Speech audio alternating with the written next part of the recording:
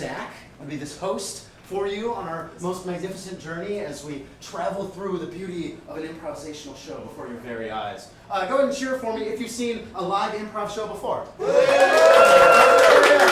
then how about Whose Line Is It Anyway? Are we familiar with that? All right, cool. So, couple differences with this show. A, the points actually do matter a little bit, and B, you'll actually be determining the points for our players throughout the night. So, depending on how loudly you applaud and cheer and stomp your feet and clap your hands, that's how many points they'll get on a scale from 1 to 5, right? So sometimes improv is just absolutely fantastical and amazing, and it deserves 5 out of 5 points, and we'll be hearing that from you momentarily.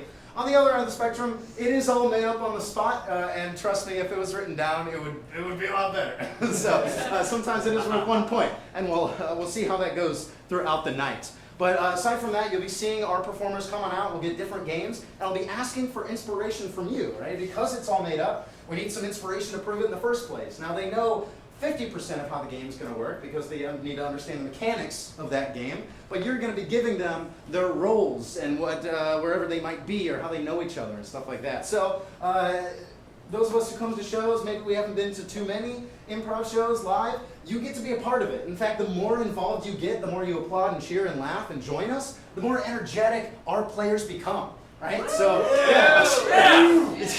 Thank you. Well, just a good energy. Where'd that come from? All right. I want to see how we can inspire our players. I want to start off very easy. I want to hear your very loud voices, so your outside voices. On the count of 3, just shout your favorite color. Your favorite color on the count of 3. Let's see if we know that at least. Here we go. 1, 2, 3. All right, we get the point. And then we're bathed in beautiful light above our heads, so we know when to yell. Cool. Let's get a little more difficult with this one. How about an exotic location outside of the United States in 3, 2, 1. Oh, all right. We got some inspired people here tonight. Cool. So that's kind of how the show's going to go, all right? I'll get the inspiration. We'll see the scene. You'll applaud. That's how many points they'll get once we determine how that works. And at the end, our top 3 players will do a one-person improv challenge before your very eyes, and we'll decide our winner from there. But aside from that, I think it's time to introduce the main event. Put your hands together for our performers!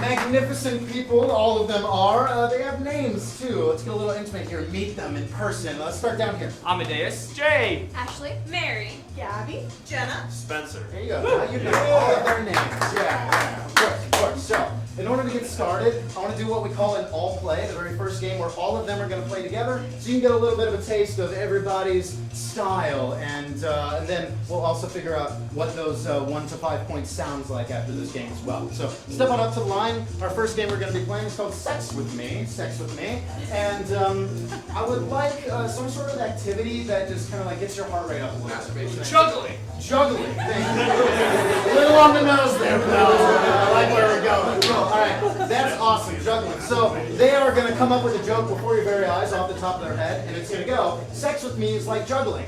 Blank, and they have to fill in that blank. Now, one more thing we want to go over before we get started. Every single game, mostly for them because they need to know when the funny's supposed to happen, we're going to count down from 3. So this is Sex With Me is like juggling in 3, 2, 1. Sex with me is like juggling. 4 balls, same time. Sex with me is like juggling. I usually do it with one hand. Sex with me is like juggling. I'm usually showing off.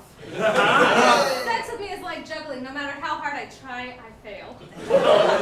Sex with me is like juggling. There's a steep learning curve. Sex with me is like juggling. I'm very clumsy. Sex with me is like juggling. I use flaming chainsaws instead. Sex with me is like juggling. I got banned for doing it at the sundial. Sex with me is like juggling. Don't try to figure out how I do it. Just enjoy the show. Sex with me is like juggling. I only do it with clowns. Sex with me is like juggling. It involves a lot of balls, a lot of hands. Sex with me is like juggling. I learned it as a child, but I still can't perform it well.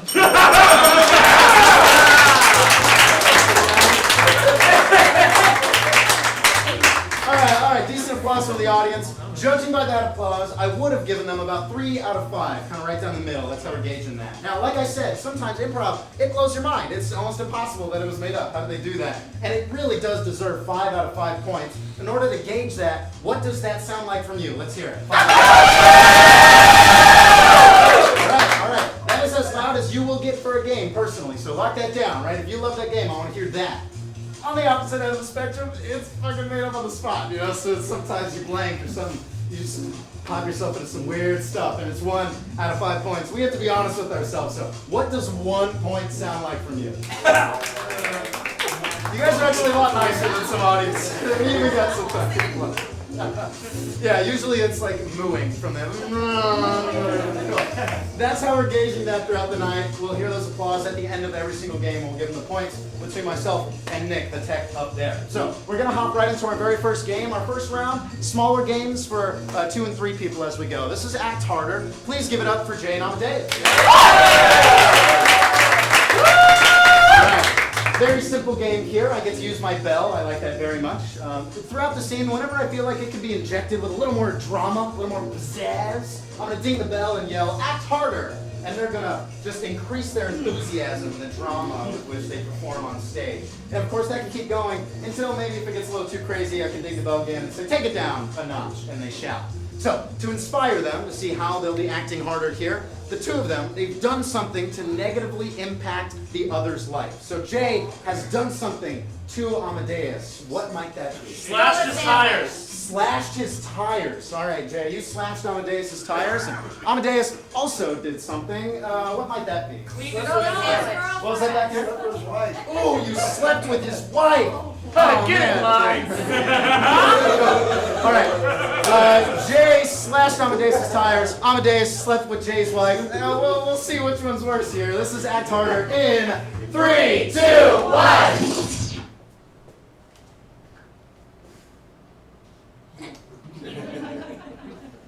Like some eggs? Eggs and eggs? No.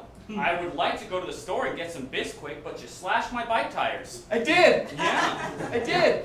Yeah. I think you know why, too. Act harder. Oh, Ow. I think you know why.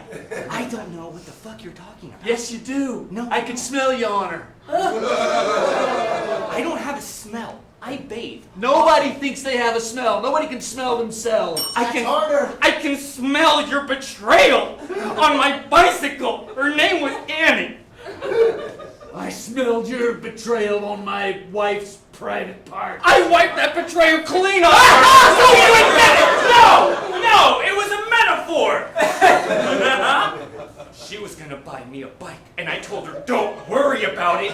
Your shithead husband is going to slash my fucking bike tires." How does that feel? It feels wonderful. God damn it, man! We were roommates once. I will take some eggs. Arguing makes me so hungry. I only know how to scramble. I want them over easy, like your wife. That's the hardest. That means 10 seconds. On the pan, on high, like me, with your wife. 10 seconds, huh? Yeah. Did you do it twice? 3 times. I'll take 3.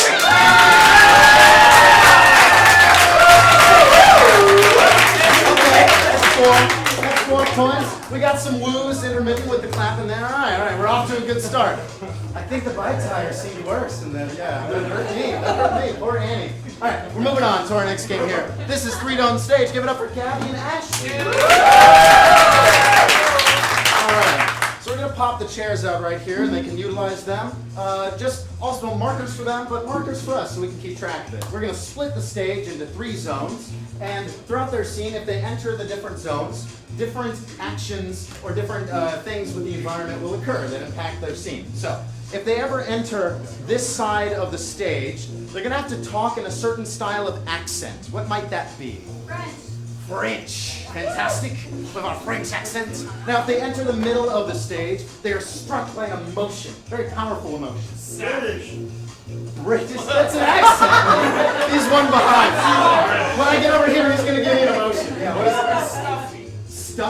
Oh yeah, arrogance. Yeah, arrogant, stuffy. I know. find stuffy Yeah, we'll go with arrogant. We got arrogance. Cool. And then finally, over here, if they enter, there's some sort of thing that's happening with the environment. Maybe it's hot or it's windy. What's going on with the environment? What? There's a tornado. I love that. Great. So here, there's just like a crazy wind, high winds tornado. Over here, they become incredibly arrogant, and here they have a French accent. But the exact same scene will keep going as they move throughout. So what I need is a relationship and a location. How do these two know each other? Lesbians. They are sisters. I heard sisters. Oh, and where are these sisters? Where are they at? What? Jail. Jail. All right, we got two sisters in jail. This is Threes on Stage in 3, 2, 1. I could tell Pamela did your hair again. Oh, you think you can tell things. Just like you thought you couldn't tell when the cops were coming, but look at us, sis. Does it look like we made it out on time with your little plan? Maybe this was my big plan, actually. You and your little plans, always planning around. Croissant. Wait, I would love one, but I can't have a croissant in jail. But there are tornadoes in jail. This might be our escape. Why are we over here? This might work out for us. This sucks. Maybe this was my plan. I knew we were going to get in the tornado. I wish it was windy enough to knock the walls right out of here and we could waltz right out of here and be free. Your hair looks much better now.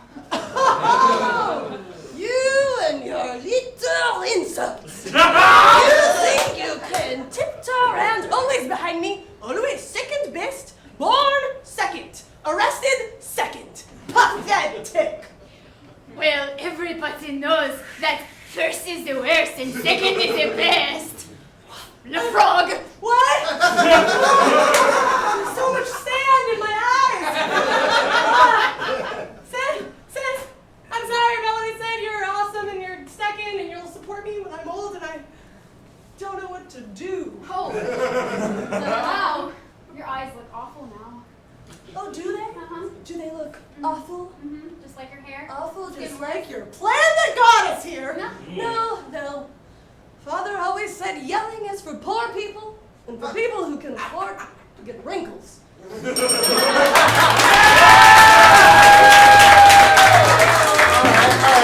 solid 3 points right down the middle for our sisters in jail. That was very real for me. You've been in jail with your sister? Yeah, absolutely. Don't stand outside the tornado. I think it's the point of that. All right, cool. Too many Hamlets for our last 3. Give it up for Mary Spencer and Jenna. So, as the name suggests, we have too many Hamlets, too many dramatic Shakespearean actors and actresses appear on stage. Now, we're going to get a mundane object from you momentarily. They're going to be inspired by that. And we'll see some very dramatic Shakespearean speeches regarding that object as we go down the line and we hear those from them. The different objects of desire. So, what is a mundane object? Shower! What was that? A ball. A ball. Just a ball. Yeah. Great. That's fantastic. Awesome. So we'll be inspired by a ball here for Too Many Hamlets. I'm going to stand over here and kind of direct them and point at them as we go. So, we're going to get started. Too Many Hamlets with a ball in 3, 2, 1. Oh, thy most delightful round object I have ever set my eyes upon. Oh, I drop it, and thine does not bounce back. I feel the anger, the rage, the ball that I once loved has now betrayed me. Oh no, thy ball has ruined thine day. For why have you left me? I do not know what on this day I will do, but for now I wonder where thou hast gone. For you slipped through mine fingers, and down the hill you went, away from me never to return. But what will I do now when Fluffy wants to play fetch? Bounceth, bounceth, bounceth. I looketh at hoop. I shooteth. I misseth again. I am no athlete. My father was. He is disappointed in me. I shall try again. Bounceth. I throw thy ball down again, and what do I notice? Thine does roll. The happiness has re-entered my body. The pain is gone. A tire has run over thine ball, and thy sadness does now return. For thine had created my happiness, had taken it away, and then regained it again, and then taken it away again. How shall I live a day again without thine ball? I shan't. I can't. I mayn't. For how do I tell the one animal, the one creature in this world that has shown me any affection that I have taken, the one thing for which you cared and tossed it down a hill without a second thought? I cannot face him, no, I shall not. I shall run. I shall run from my pup, never to return, for I cannot face his sweet little face. Bounceth. Bounceth. Bounceth. I feel good about this shot. Shooteth. Shitteth.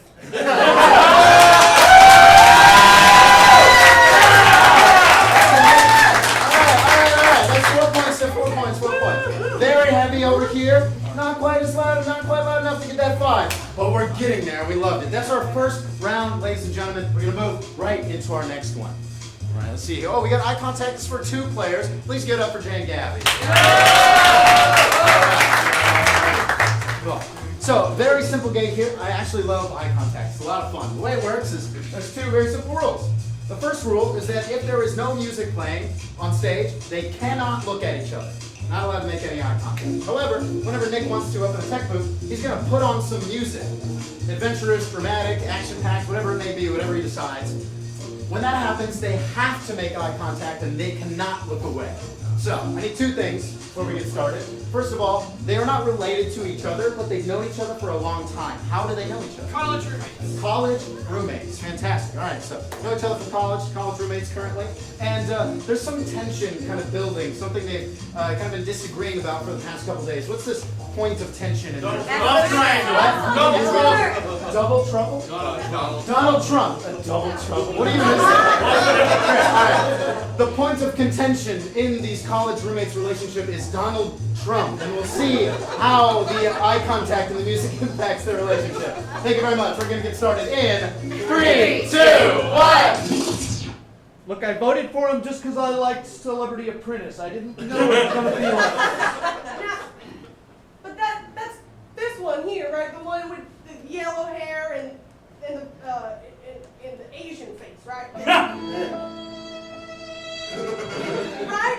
You think Donald Trump has an Asian face? Look, Bobby, it's my first time in college and I need some help understanding political things. That's why I'm here. You know that? I voted for him because he was on a TV show. I can't help you there. That's a good point, Bobby. I don't know why I'm asking you. I don't know a lot of things. I'm so lost. You shouldn't feel lost. I'll always be here for you, Johnny. Yeah, me too, Bobby. I really enjoy being a roommate. Keep it nice and warm, real toasty. I like that. Yeah, you let me have the remote. That's pretty cool. The remote? Yeah. I've been meaning to ask you about the remote. Is that big, long, shower curtain rod looking thing? Sure. Good. Finally, this whole college thing is paying off. I mean, I bet this here thing is called a winder, and that thing right there, now that's not the Trump, is it? No, the Trump's the Asian guy. All right, I'm learning. I'm getting it all figured out, but I really could use some help. Maybe if you can make me some labels, Bobby, and start labeling us. Would that make things easier for you if I just put labels on everything? Yeah, and then you could teach me how to read the labels.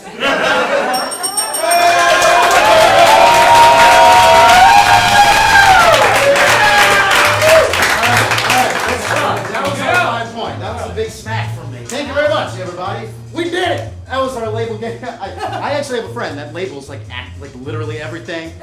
I won't. It's fun. I'm not even mad about it. All right, we're gonna do rinse and repeat. Give it up for Spencer and Jenna.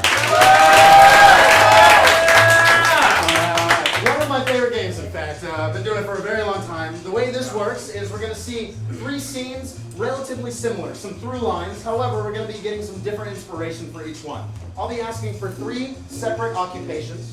They're going to do the first scene as that occupation. When we're done, we're going to go back. They're going to do the same scene, relatively the same movements and conversation, but in a completely different occupation. We're going to see them try to reconcile those 2 differences. So, what is the first job? Teacher! What? Hookers. Hookers, cool. And I'm going to hear teachers for the second one. So, we'll start off as hookers. We'll move to teachers, and I got one more. What? Mascots. That's right. All right, cool. So, like I said, we'll see the same scene over and over, same conversation, same movements, but 3 very different occupations. And first, thanks to our gentleman in the second row. And you guys got to give me masturbating, right? Got it. All right, cool. We're starting off with hookers. Here we go. In 3, 2, 1. Oh man, first night on the job. Having trouble getting the hang of it, Stace? That was a rough appointment. Yeah. That one guy wouldn't get off your lap. You want me to point to where I can feel it? Might as well. Oh, you poor thing. Hey, does this pole make my ass look fat? Fatter than mine. All right, cool. We're going to see the same scene again now, but we're going to be teachers. Same scene except teachers. Go, here we go. And action. Oh, God. Oh. Well, that was a rough first lesson. That asshole Jimmy giving you a hard time? Oh, harder that than kid. most. You want me to point to where it hurts? Might as well. Jimmy didn't leave any free space on my body. Hey, does the way I write F make me look stupid? Stupider than me. All right, same scene again. Finally, we're going to be mascots. Mascots. Here we go. And action. Oh, God. Oh, first home game. That shit sucked. Yeah, that pelican from the other team was giving you a real hard time. Oh, God. Oh, he pecked me all over. Show me where it hurts. Didn't leave much free space on my body. He penetrated the costume. Does the bear suit make me look fat? Fatter than me. All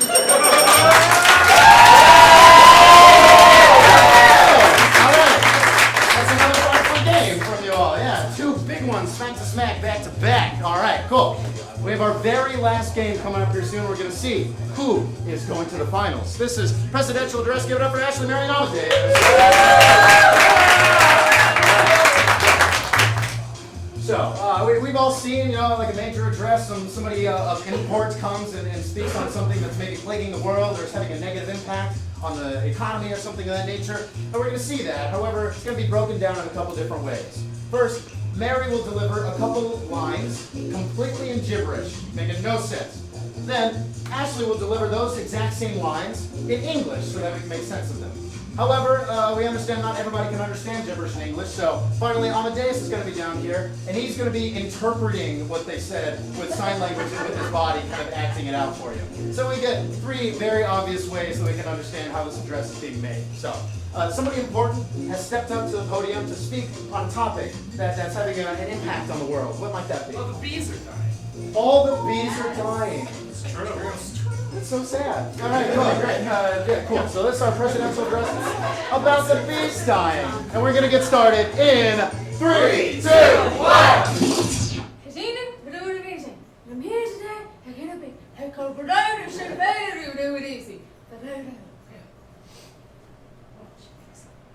We have a problem. The bees are dying, and so is my grandmother. But that is besides the point. We need the bees. They make the air look beautiful. They make life more beautiful. And they help us with flower sex.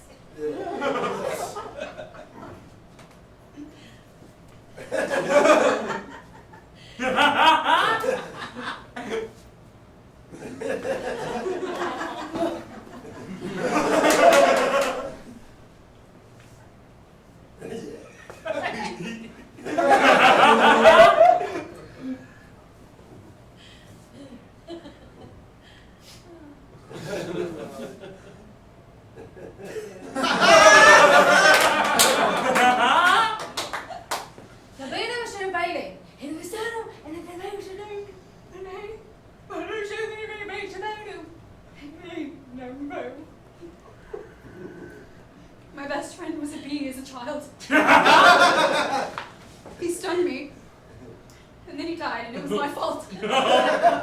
But it's okay, because I'm here to live out his legacy by keeping the other ones alive and not getting stung by them.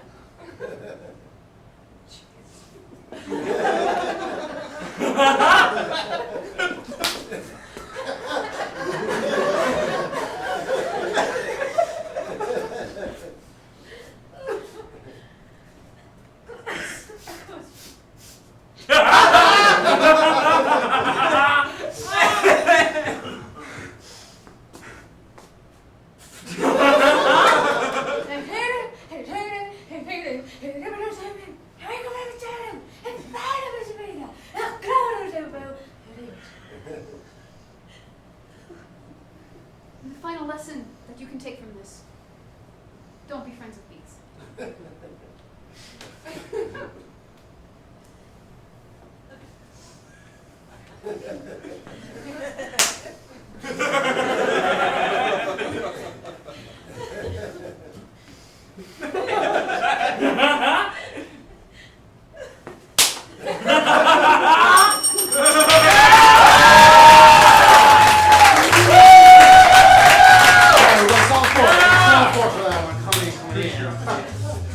I feel like that just ended with telling us to kill the bees. Bees are important. Kill them all now. All right, go. All right. So we're in our elimination round. We've heard your applause. We've heard your applause. We've counted the points, and now it's time to see who our top players are. It looks like looks like Jay, Jonah, and Spencer barely took the game. Very close game. Give it up for the three of them. But everybody did a good job tonight, so please let's have Amadeus, Gabby, Mary, Ashley, go and stand up. Give them a round of applause.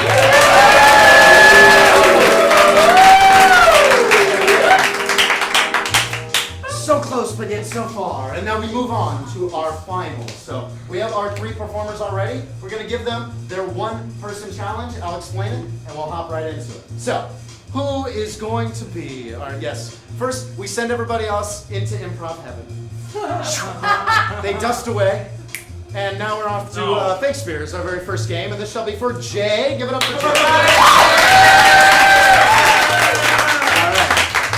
You got a little taste of this earlier for a bit from Too Many Hamlets. Essentially the same idea. We're going to be seeing a very dramatic Shakespearean monologue from Jay. I'd like two things. First, I would like just a very unique object. Something you don't see, but what? A unique object.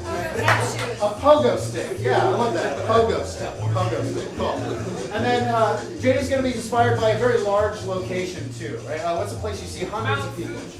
Mount Fuji. Great, great. So we're inspired by Mount Fuji. Yeah, perfect. Yeah. So we got Mount Fuji, and we have our pogo stick as our focus for inspiration. This is Jay's Shakespearean monologue in 3, 2, 1.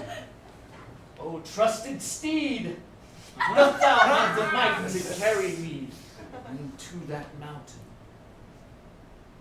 For thou hast been with me for all my days.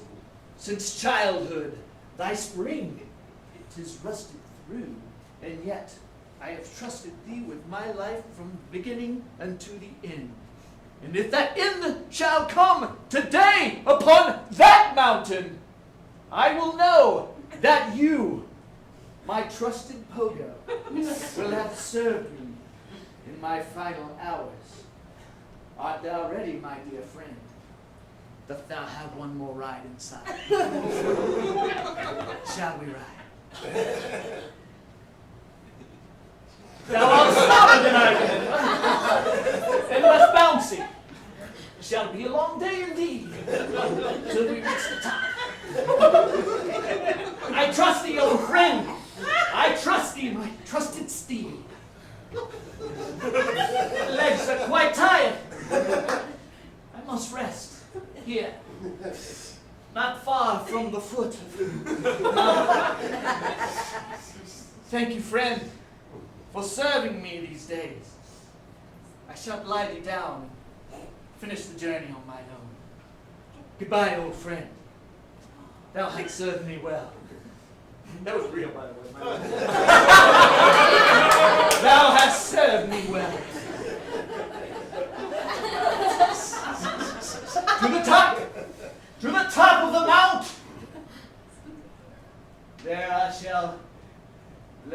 body down.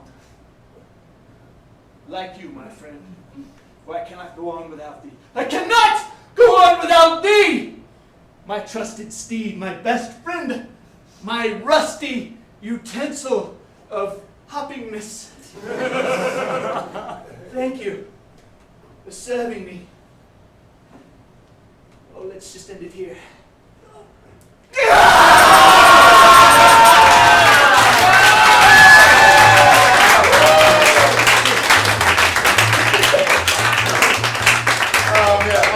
Obituary now. Man impaled by Rusty.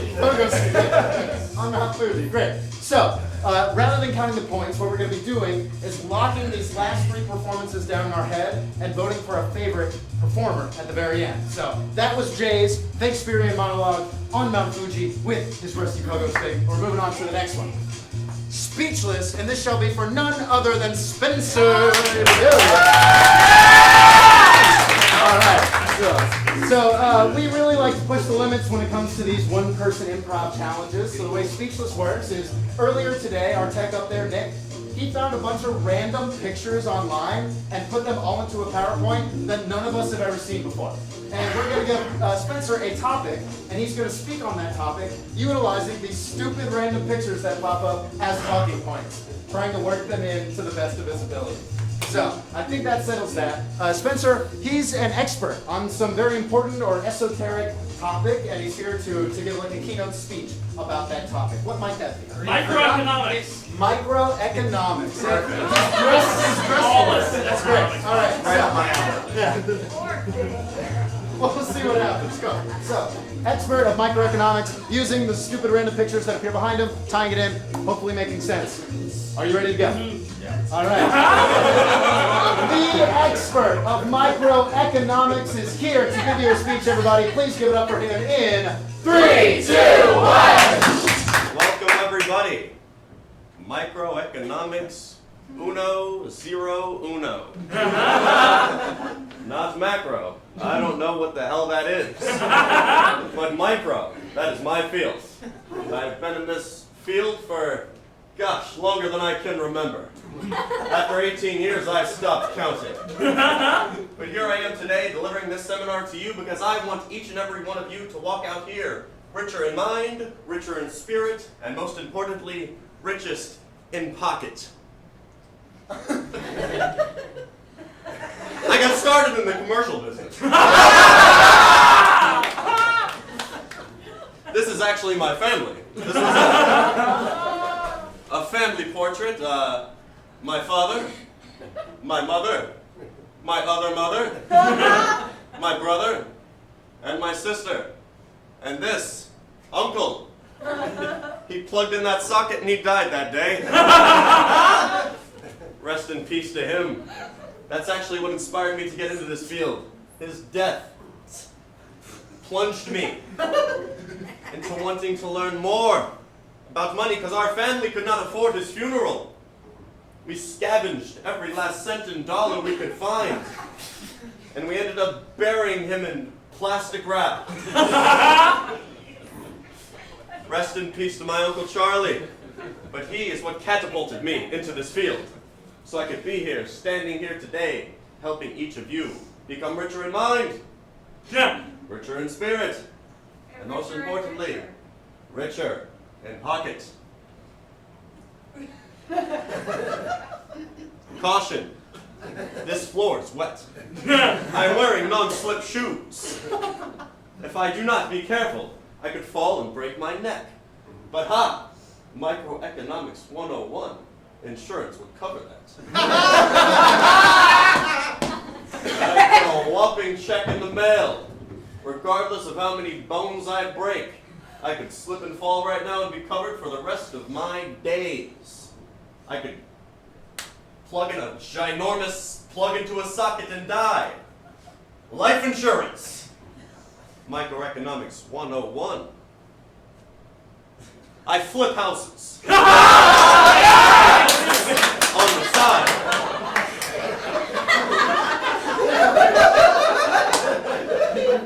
Real estate is one of my specialties. This nice 2-story, 3-bedroom, 3-bath, we refurnished and sold for a good 580. I made a good 200K off 3718 Bourbon Street. Yes.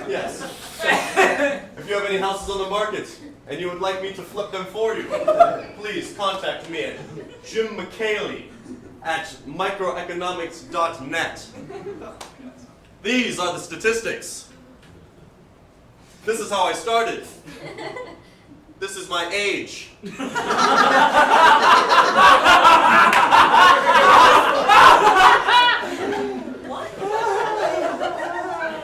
I navigate throughout life, and I peak at 85 on day 10, I gain much wisdom. Wisdom is gained through age. And today is the 11th day. Happy 39th to myself.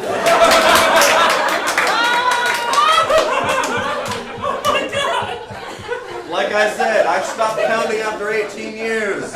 Because with my aging process, it's very hard to keep track. But 3 goals for each and every one of us here today. To become richer in mind, richer in body, richer in pocket. Richer in pocket, most importantly. I own a fast food joint a couple blocks from here. If you're ever hungry, stop by. We have the freshest, never frozen meat. This is one of our ad campaigns. Nice coat of lipstick on the Pepsi Cola, and a nice coat of lipstick on this burger. They ended up making love that night. And they conceived a big bag of money that I stored away in savings. Because one of the golden rules of microeconomics is to save 10% of every dollar that we own, so that we can maintain our wealth throughout our years, even on my 39th birthday.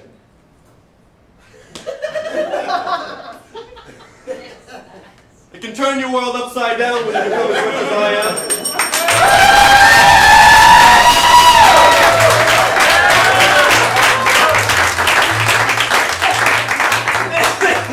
I flip houses. This is great. All right, we'll lock that one away.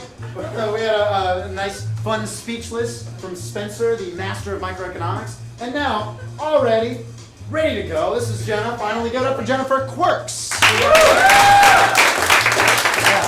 Yeah. So, in improv, you gotta be witty. You gotta be ready for anything. And that's exactly what Jenna is gonna show us tonight. She is going to get inspired by some sort of conversation she'll be having with all of you.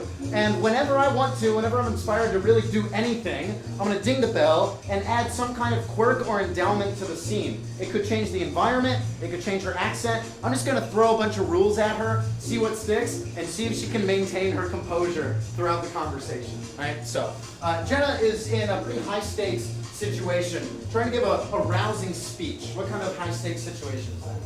Adopting kittens. Oh, what? Gambling. Gambling, that's pretty. Adopting kittens can be high stakes, but I'm going to say gambling might be just above it. All right, so you're gambling, and you're here to inspire these people that are also gambling. You're going to be convincing them, maybe explaining to them how to gamble, talking through what you do, any ideas you can give them about gambling, right? Maybe she's an expert in this situation here. So, all right, our gambling expert. I'm going to be throwing some quirks at Jenna, and we're going to get started in 3, 2, 1. All right, buddy. There's something that you need to know about gambling. First rule, the more you bet, the more you could win. And let me tell you, those losses sometimes, not really worth taking. The ground is sticky. So, what you need to make sure you do every time you go to the casino is that you bring at least 3 $100 bills. And then you need to make sure that you keep track of those. Otherwise, you could end up in a really sticky situation. So, when you are going to the You just got blackjack pulled table. into a giant dance line in a wedding.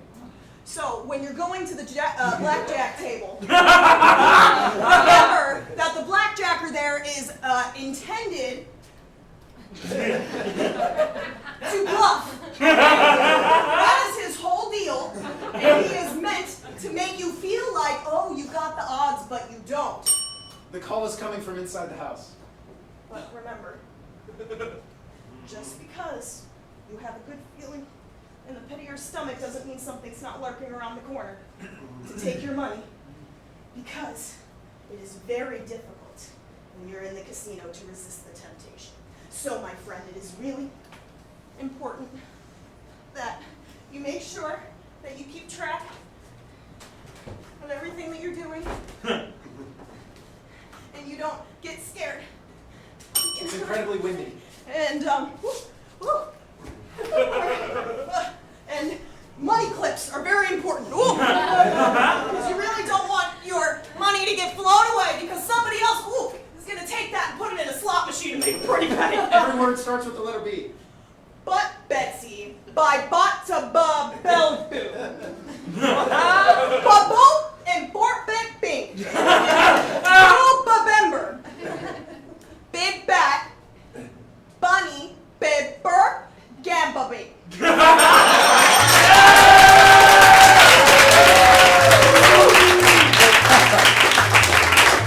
Not an easy task at all. You managed the conversation well. Great job. So lock that quirks game away with Jenna. Now that we've got all 3 games locked away, we've been watching these performers throughout the night. It's time to choose the champion. So let's get our 3 finalists up here. Give it up for them. All right. We've been cheering and hooping and hollering and stomping our feet and clapping our hands all night. But now is the final moment to give it all you've got. You're going to see their faces appear on the screen behind them like so. We'll have them just kind of close their eyes, put their heads down.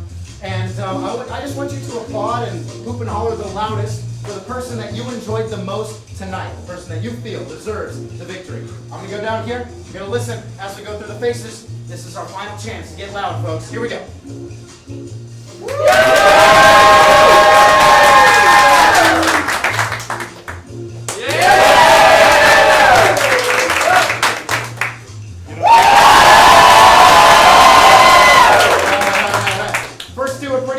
That one put it over the top. Everybody did a fantastic job tonight. But this individual, our victor tonight, showed us everything we needed to know about microeconomics. Give it a